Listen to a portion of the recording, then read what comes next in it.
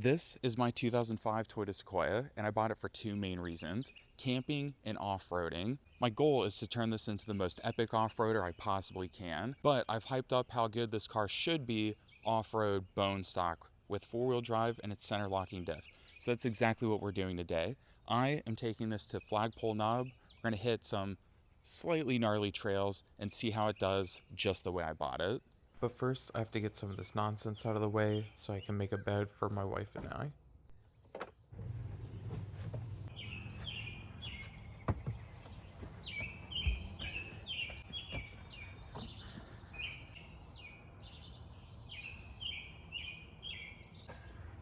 This has a lot more room than the Lexus, that's for sure. And that is very true. I have to remove the second row in the Lexus to be able to lay it down completely flat in it. This, I was able to leave it in place and just fold it up. As far as space goes, I have to admit, the Sequoia is doing light years better than the LX470. Then we stopped for a quick fill up, and it was time to meet the boys. There's absolutely no way I'd tackle Flagpole Knob in my stock Sequoia by myself. Thankfully, all the boys have beefed up rigs for trails just like this, ready to pull me out if I need it. But just like that, it's time to hit the road and head to Flagpole Knob. Jesus. Plenty of pumps down here. You have a stop sign. And we officially made it to the beginning of the trail. I did smell some burning and was worried it was coming from my car. Turns out David's was overheating. I'm also worried about the absolutely trash tires this has, but like I said, I'm wheeling it completely stock, just the way I bought it. Without further ado, it's time to actually, officially hit the trail.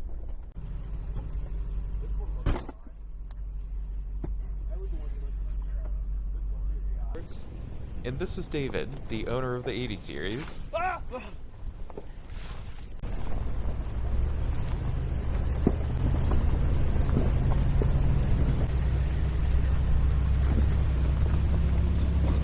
Of course, like most off-road videos, the camera simply doesn't do it justice.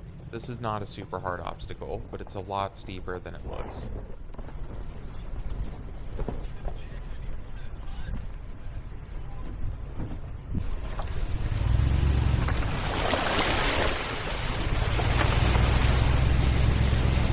Perfectly good.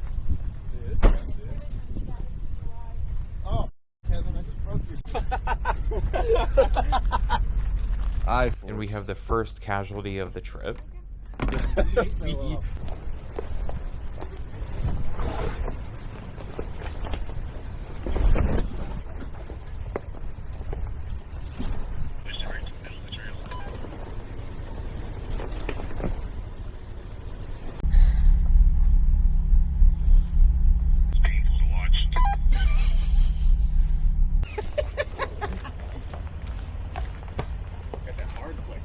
And here we are at the first real obstacle. Once again, the camera does not do it justice. This is way more aggressive than it looks.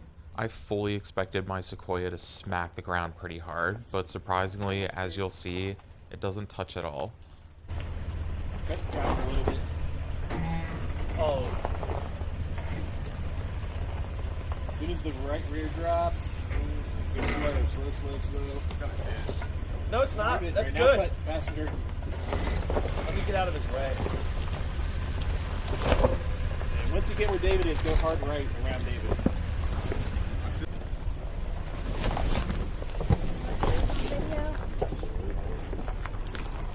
Are you going down the hard? Are you coming over this way? It'd be easier if you went this way. Yeah, I would just, if you really want to go fucking easy, just come around that. This should be alright, right? I don't think it didn't even get close. All right, hold on. Oh yeah, you're good. Oh shit. Just come past her a little bit. Yep. Alright, straight. Alright, you're gonna drop the driver's side a little bit, so just go slow. Alright. And passenger's about to drop. Yep. Coming, you're good.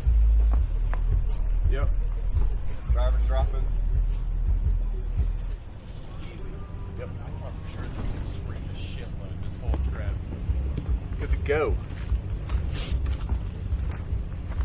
And Got a foot of air underneath your rear tire. he's a what? What's that? You're good now. You had like a foot of air underneath your passenger rear tire. They didn't feel it. Oh yeah, I felt that. I'm gonna try it at the next hill.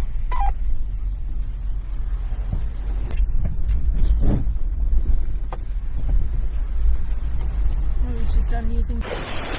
As much fun as I had going through these puddles, the next casualty of the Sequoia was its traction control. One of the speed sensors must have gotten gunk in it, and it started acting up really bad. It was hard to get up some of these hills.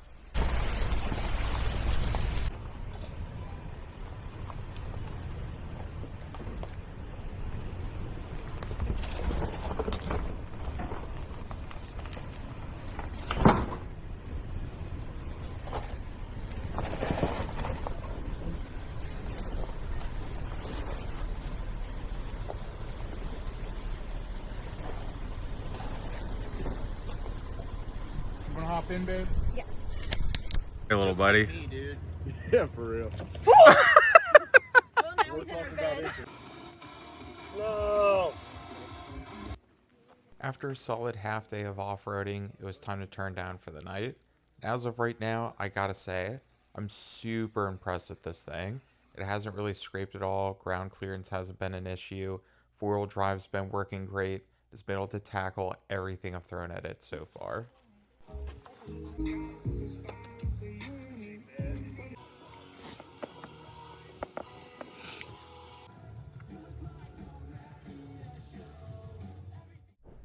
And just like that, it's the next day, and the first thing we hit were puddles, which means my traction control immediately started acting up and would be an issue for the rest of this trip. Hell yeah. Scary. Your front wheel's all the way down here, and the other one's up there. I know, dude. It was like, I was like, holy shit, dude. I'm putting so much faith in this Land Cruiser. Yeah, I'm not doing that. I think my shit would roll. I'm so glad I had no alcohol in me, because I would have rolled that shit if I was any sort of. Yeah.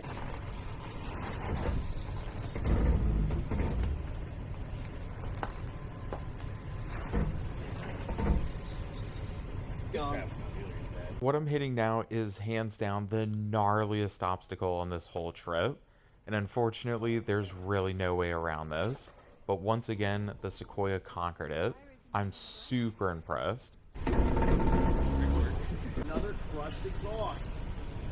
Whoa. Oh, he's so good. Dude, that one rock saved the day.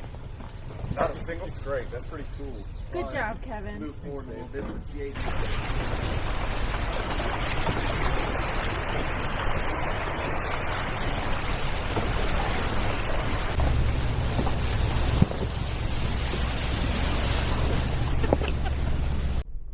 Now it was time to make our way down the mountain. It honestly felt like we were on this dirt road forever, but we eventually hit blacktop and made it home.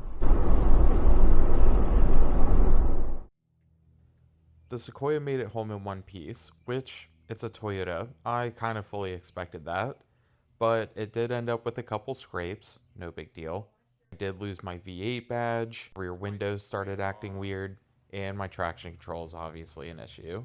But here the Sequoia sits, and I assumed it would do pretty good, but I have to be honest, this exceeded my expectations. I thought for sure with its extended wheelbase, lower ground clearance, and total lack of space between the tire and the fender that I would have messed those up, at least deleted my running boards or scraped the hitch and smashed my exhaust, which pretty much everyone else did on this trip. But it didn't do any of that. As a matter of fact, it only scraped one time. If you've watched some of my other videos or shorts that'll be coming out, I keep saying I believe that this is the best bargain Toyota off-roader money can buy. But I don't know if that's really a belief anymore. I think it just is. And if it was able to do that good with the ground clearance and these absolute trash tires, I can only imagine what this will be capable of once it's lifted on 35s. All in all, this was a successful off-road trip, and I couldn't be more satisfied with how this performed, and I couldn't be more excited for the future with this thing. But that's this week's video. If you like this one, next week I'll be posting the full off-road trip where you'll get to see the 4th Gen 4Runner, the 80 series, and the GX470. alongside the Sequoia. So as always, thanks for watching, happy off-roading, and I'll see you next week.